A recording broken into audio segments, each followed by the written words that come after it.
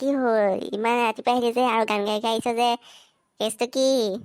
ৰাতি নুশুলিয়ে নেকি তই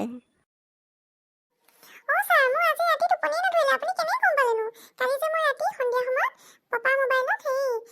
ফেচবুকত যে গান এটা দেখিলোঁ এই গানটো আপোনাক কম বুলি ৰাতিটো মই টোপনি নগ'লোঁ আমাৰ ছাৰে আকৌ ইমান গান শুনি ভাল পায় মই সেইকাৰণে ভাবিছোঁ কাইলৈ মই ৰাতিপুৱা সোনকালে গৈ চাওঁ গানটো শুনা মই ছাৰ বহুত ভাল লাগিব বুলি আহিছোঁ আকৌ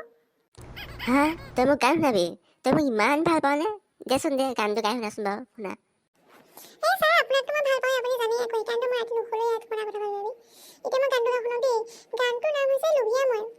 একোৱেই নেখাওঁ আজি একেবাৰে ভোক নাই খালী মাটি আছে যদি তাকেই খাম ভাল বেয়া কথা নাই সন্মান মোক নালাগে ৰাজ সাহায্য মাৰিব পালে বলকিব মোৰ কোনে পাৰে ময়ে ৰজা ময়ে প্ৰজা ময়ে পৰম ব্ৰহ্মা 1500 টকাত ভক্ত কিনো মই হিমন্ত বিশ্ব শৰ্মা ছাৰ কেনে পালে কওকচোন হিৰো ভেবেলা গানটোতো তই ঠিকে গালি কিন্তু এইটো গান নহয় নহয় কবিতাহে আৰু তই কচোন বাৰু তই জানানে হিমন্ত বিশ্ব শৰ্মা কোন হয়নো ছাৰ হিমন্ত চিনি পাওঁ নহয় আমাৰ মামাৰ হিমন্ত আমাৰ মা ভায়েক যে আমাৰ ভাইকনৰ হিমন্ত আমাৰ গাঁৱত ঢেৰ হিমন্ত আছে হেৰ' মূৰ্খ ভেবেলা হিমন্ত বিশ্ব শৰ্মা হৈছে অসমৰ মুখ্যমন্ত্ৰী ডাঙৰীয়া এতিয়া তই ক্লাছলৈ যাগে যা ক্লাছ কৰিব লাগে নহয় পঢ়িব লাগিব নহয় যা যা যা যা যা ছাৰ আজি কিন্তু ভাল